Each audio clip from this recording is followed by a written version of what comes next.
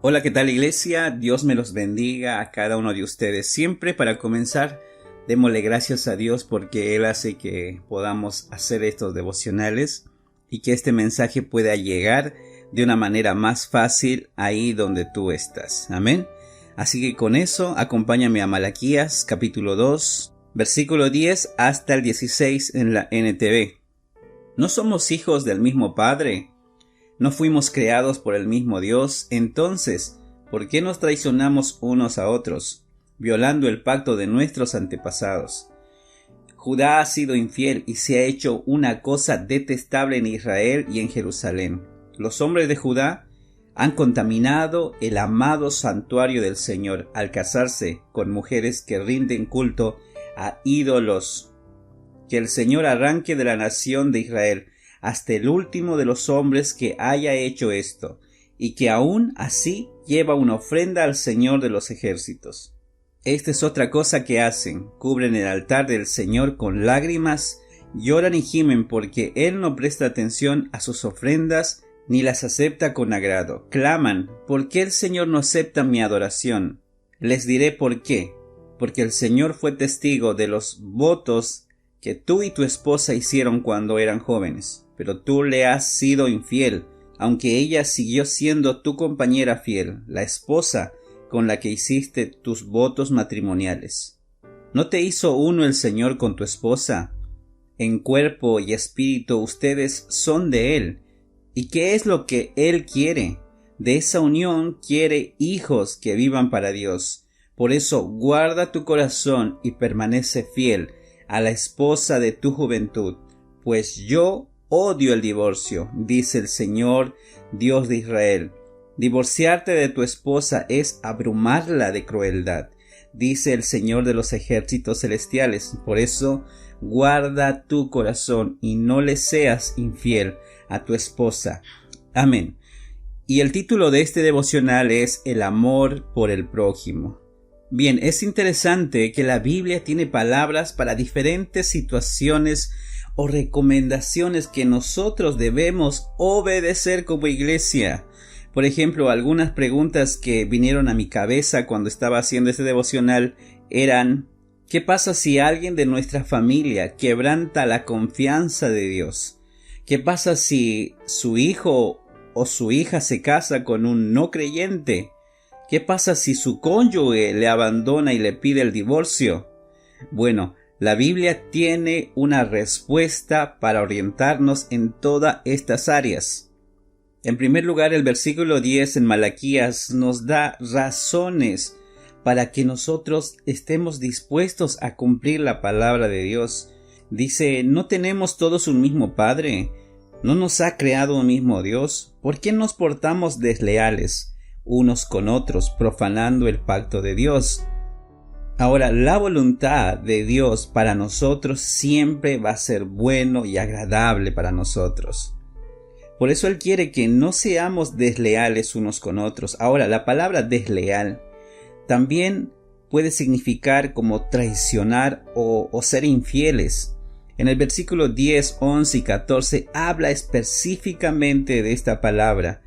Y Malaquías hoy nos recuerda que esta palabra puede ser tan destructiva si es que estamos traicionando a alguien de nuestra familia o traicionando a Dios mismo o al no cumplir la promesa que le hicimos con un pacto a Dios. Y Malaquías da al pueblo dos alternativas. Una de ellas es que tendría que el pueblo poner orden a sus vidas, de recordar los principios que Dios dio a conocer, de tener una vida comprometida delante de Dios, por ejemplo, de respetar a los jefes, a las esposas, a los esposos, de respetar a nuestras leyes, respetar a nuestros prójimos, etcétera, etcétera. Y la otra alternativa sería todo lo contrario al orden.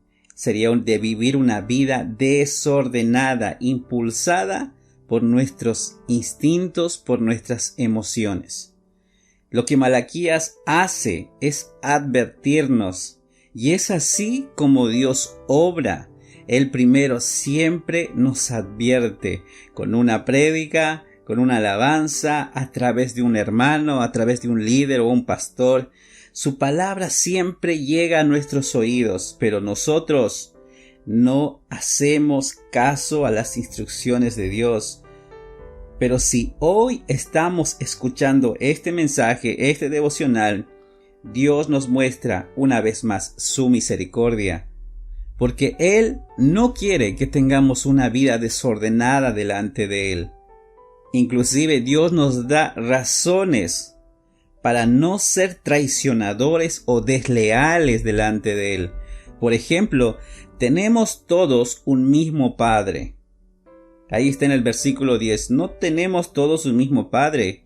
En otras palabras, cuando traicionamos la confianza, traicionamos la familia de Dios. Engañamos a nuestra propia carne y deshonramos a nuestro Dios. 2. Tenemos todos un mismo Creador. ¿No nos ha creado un mismo Dios? Si le soy desleal a usted y rompo mi compromiso con usted, actúo como si mi Creador me permitiera fallarle a usted. Somos hechos por un mismo Creador. Todo lo que para Dios es malo, tanto como para mi vecino y yo, sería igual. No ignoramos los principios de Dios en nuestra vida. Y la tercera sería, por lo cual no debemos ser desleales con los demás, es porque eso profana el pacto de nuestros padres.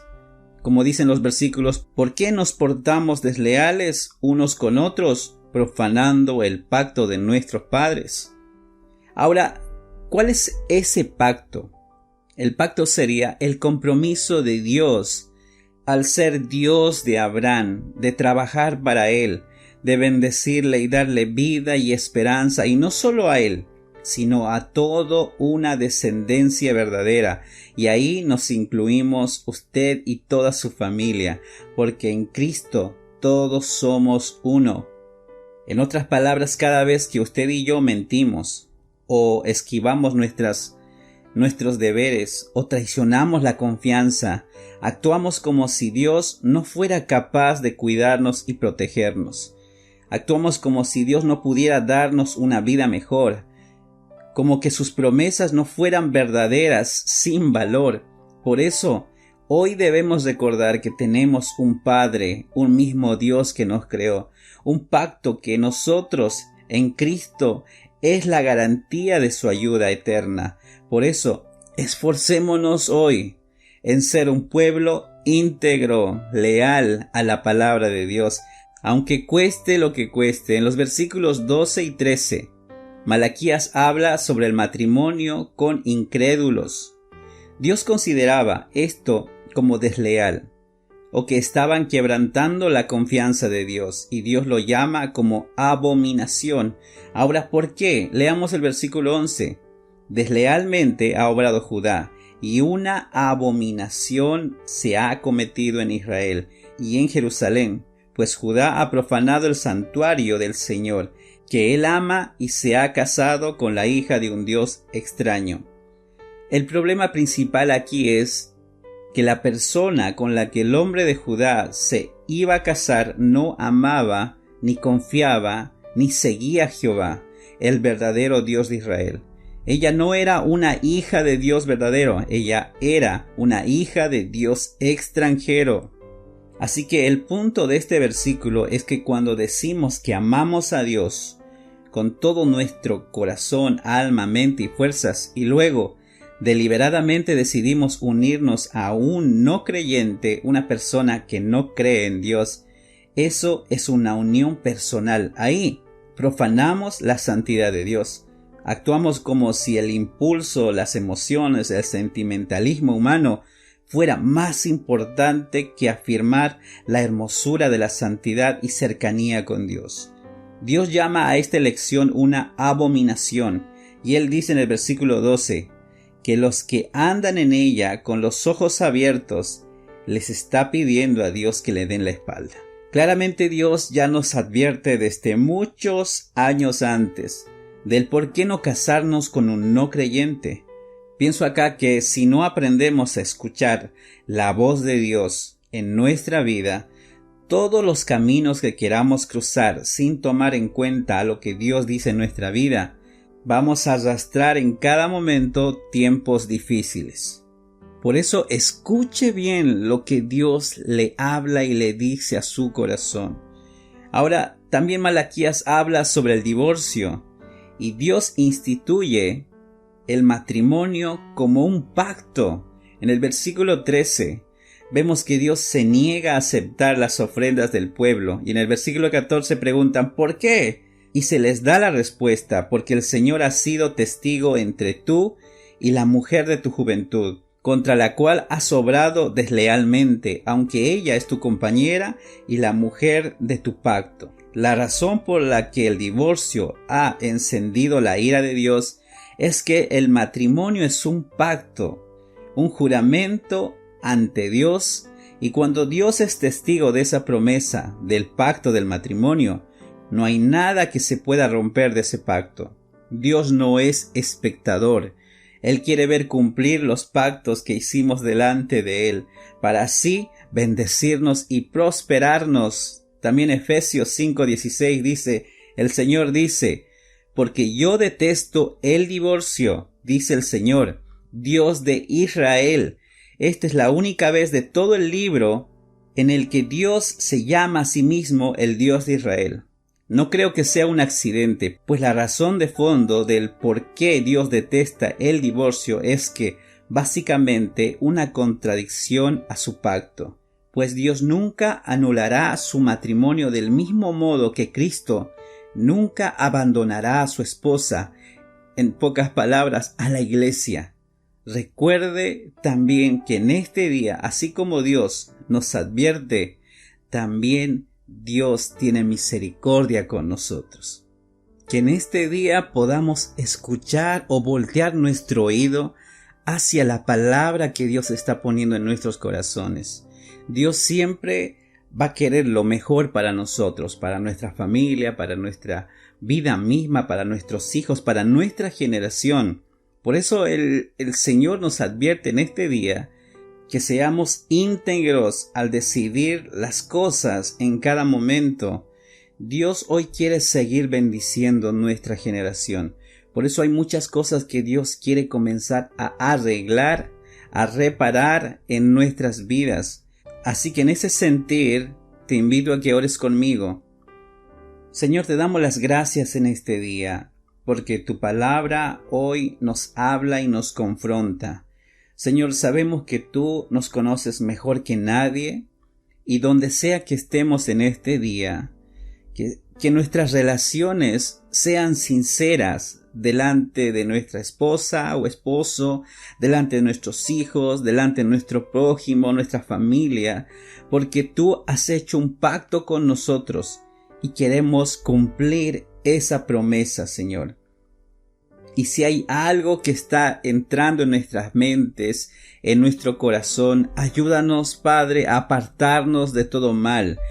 Ayúdanos que tu palabra pueda enseñarnos a aclarar nuestra mentalidad. Dios, moldéanos en este día. Ten misericordia con nuestra vida. Enséñanos todos los días y cada decisión que tomemos que sea de acuerdo a tu voluntad, que estemos seguros en cada momento y que seamos leales contigo, Señor, porque si somos leales contigo, seremos leales con nuestro prójimo, nuestros hijos, nuestra esposa, nuestra familia, Señor. Recuérdanos en cada momento tu palabra, en el nombre de Jesús. Amén, amén y amén.